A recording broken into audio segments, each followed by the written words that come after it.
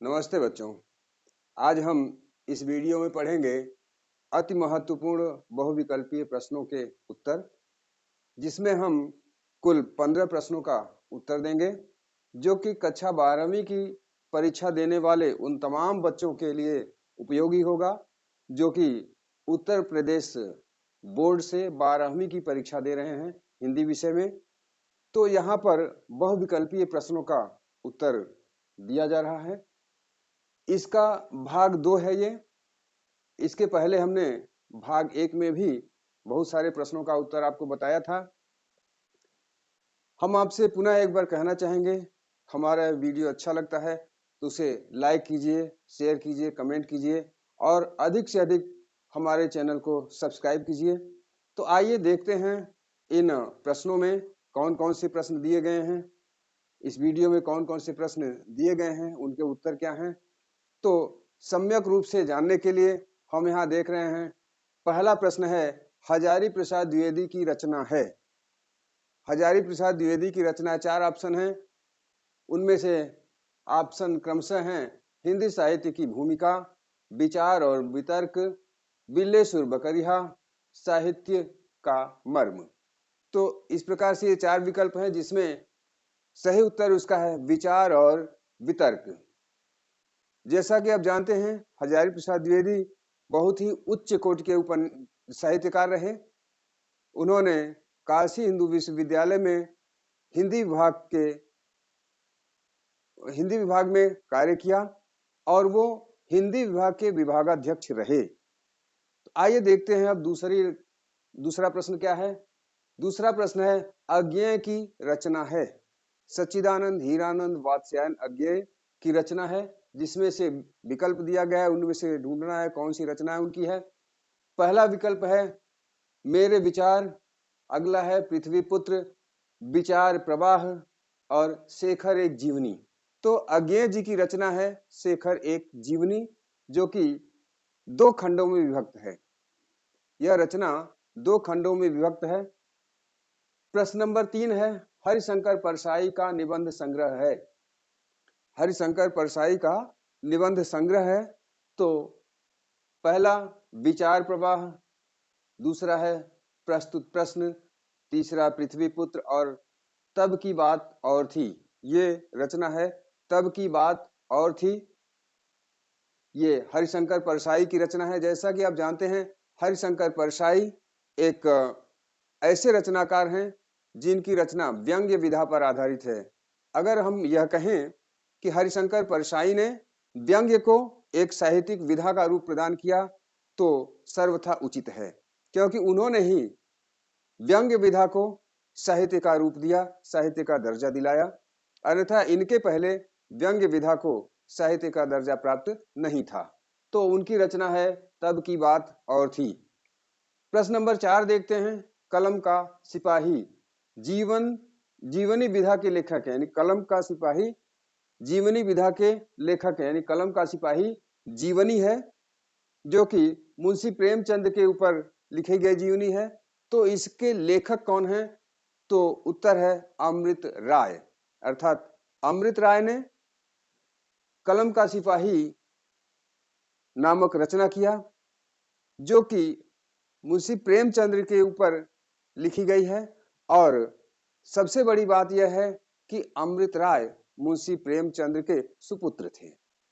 मुंशी प्रेमचंद के सुपुत्र अमृत राय ने अपने पिता प्रेमचंद के ऊपर यह रचना लिखा कलम का सिपाही, अर्थात उन्होंने मुंशी प्रेमचंद को कलम का सिपाही माना था। अगला है कर्मनाशा की हार कहानी के लेखक हैं, यानी कर्मनाशा की हार शीर्षक से जो कहानी लिखी गई, वह कहानी किसने लिखा? तो इसका विकल्प है शिव प्रसाद सिंह, जैनेन्द्र कुमार, यशपाल और अंत में काशीनाथ सिंह। तो इसका उत्तर है शिव प्रसाद सिंह।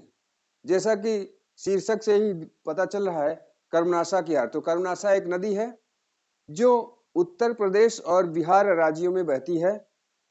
उत्तर प्रदेश और बिहार राज्यों में बहने वाली कर्मनाशा नदी के ऊपर शीर्षक बनाकर शिव प्रसाद सिंह ने लिखा कर्मनाशा की हार। अगला है गद्य की किस विधा में काल्पनिक प्रसंगों का स्थान नहीं है। यानी गद्य की ऐसी कौन सी विधा है जिसमें काल्पनिकता को शामिल नहीं किया जाता, अर्थात कोई भी लेखक काल्पनिक रचनाएं नहीं करता, ऐसी गद्य की कौन सी विधा है? तो ऑप्शन दिया गया है कहानी, उपन्यास, नाटक, आत्मकथा। तो उत्तर है आत्मकथा।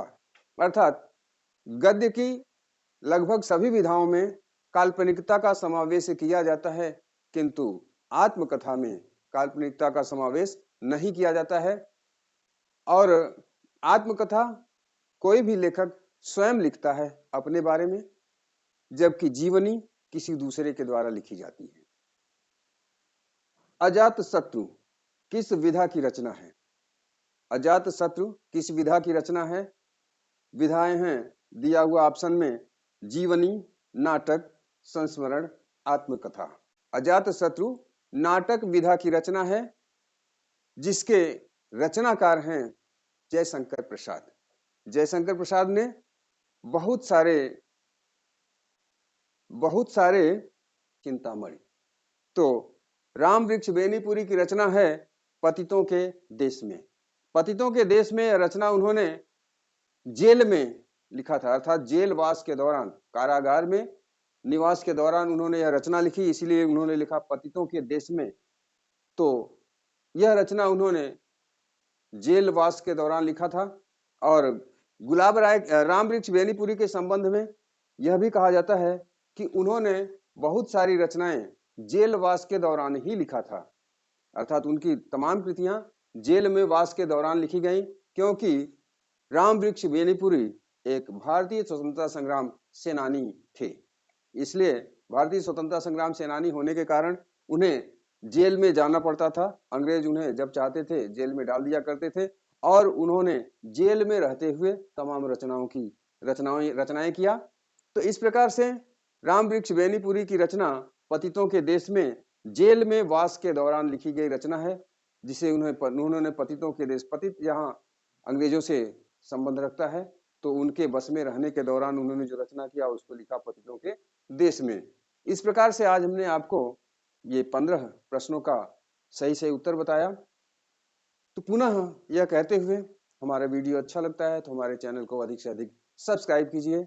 मिलते हैं जल्द ही किसी दूसरे वीडियो में, तब तक के लिए धन्यवाद। रचनाओं को किया जिनमें नाटक भी रहे, जैसे अजातशत्रु रहा, धूर्स्वामिनी रहा, और इनकी अन्य सारी रचनाएं रही। अगला है चंद्रकांता संतति की विधा है, अर्थात चंद्रकांता संतति किस विधा की रचना है? तो यहाँ ऑप्शन में दिया हुआ है निबंध, नाटक, कहानी, उपन्यास। यानी चंद्रकांता संतति किस विधा की रचना है? निबंध, नाटक, कहानी, उपन्यास। तो चंद्रकांता संतति उपन्यास विधा की रचना है। चंद्रकांता संतति उपन्यास विधा की रचना है।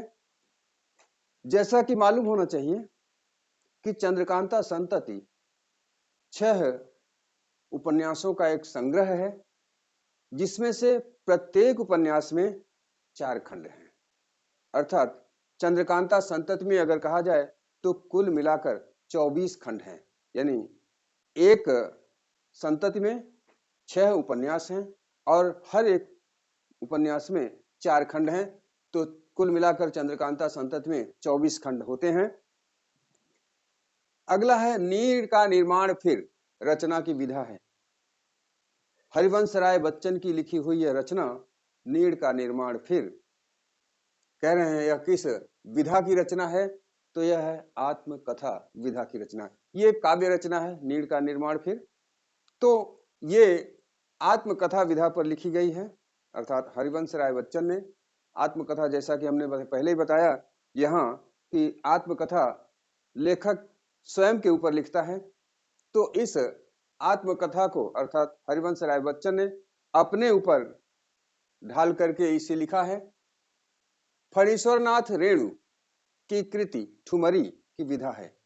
फणीश्वरनाथ रेणु की कृति ठुमरी की विधा है। ऑप्शन है यात्रा, संस्मरण, उपन्यास, कहानी, रिपोर्टाज। तो यह कहानी विधा की रचना है। इसमें ठुमरी नाम से कोई रचना नहीं है, अर्थात ठुमरी नाम से जो कथा संग्रह है इनका, उनमें बहुत सारी कहानियां हैं, किंतु कोई भी कहानी ऐसी नहीं है जो कि ठुमरी नाम से हो। इस कहानी संग्रह कहानी संग्रह का नाम ठुमरी है, किंतु ठुमरी नाम से उसमें की कोई कहानी नहीं है। यह रेणु जी की विशेषता है। फणीश्वरनाथ रेणु की ठुमरी जो है उसकी विधा कहानी है। अशोक के फूल किस विधा की रचना है? अशोक के फूल किस विधा की रचना है? तो विधाएं इसमें ऑप्शन में दिया हुआ है, कहानी, निबंध, उपन्यास और संस्मरण। तो ये निबंध विधा की रचना है। जैसा कि आपको पता होना चाहिए, अशोक के फूल उत्तर प्रदेश माध्यमिक शिक्षा परिषद से पढ़ने वाले बच्चों को कक्षा 12 में एक अध्याय के रूप में अशोक के फूल को पढ़ाया जाता है, जो कि हजारी प्रसाद द्विवेदी की लिखी हुई रचना है। यहाँ लिखा है हजारी प्रसाद द्विवेदी की रचना विचार और वितर्क। तो यही हजारी प्रसाद द्विवेदी की रचना अशोक के फूल भी है, जिसमें अशोक से संबंधित विषयों को लिखा गया है, अर्थात अशोक का वास्तविक स्वरूप क्या है, इन्होंने अशोक में फूल होता है नहीं या उसके बारे में विस्तृत जानकारी दिया है अपने इस शीर्षक के माध्यम से। अगला प्रश्न है, अतीत के चलचित्र किस विधा की रचना है? अतीत के चलचित्र किस विधा की रचना है? तो ऑप्शन है जीवनी, निबंध, संस्मरण और कहानी। तो इसका ऑप्शन, सही ऑप्शन जो है वो है संस्मरण, अर्थात अतीत के चलचित्र संस्मरण विधा की रचना है। अगला है, संस्कृति के 4 अध्याय पुस्तक के रचनाकार हैं। संस्कृति के 4 अध्याय पुस्तक के रचनाकार हैं। तो पहला ऑप्शन है रामधारी सिंह दिनकर, दूसरा है वासुदेव शरण अग्रवाल, तीसरा राम वृक्ष बेनीपुरी और अंत में प्रेमचंद। तो इसमें सही ऑप्शन है रामधारी सिंह दिनकर। रामधारी सिंह दिनकर ने भारतीय संस्कृति को 4 अध्यायों में बांटकर लिखा था। भारतीय संस्कृति को 4 अध्यायों में बांटकर लिखा है और यह संग्रह भारत के पहले राष्ट्रपति को समर्पित किया है उन्होंने, यानी भारत के प्रथम राष्ट्रपति राजेंद्र प्रसाद को समर्पित यह रचना है। अगला प्रश्न है, बाबू गुलाब राय की आत्मकथा है। बाबू गुलाब राय की आत्मकथा है। ऑप्शन है कुछ आप बीती कुछ जग बीती, दूसरा है मेरी असफलताएं, तीसरा मेरा जीवन प्रवाह और चौथा अपनी खबर। तो इसका सही ऑप्शन है मेरी असफलताएं, अर्थात बाबू गुलाब राय की रचना मेरी असफलताएं हैं। अगला है, राम वृक्ष बेनीपुरी की रचना है। राम वृक्ष बेनीपुरी की रचना है पृथ्वी पुत्र, बाग विलास, पतितों के देश में और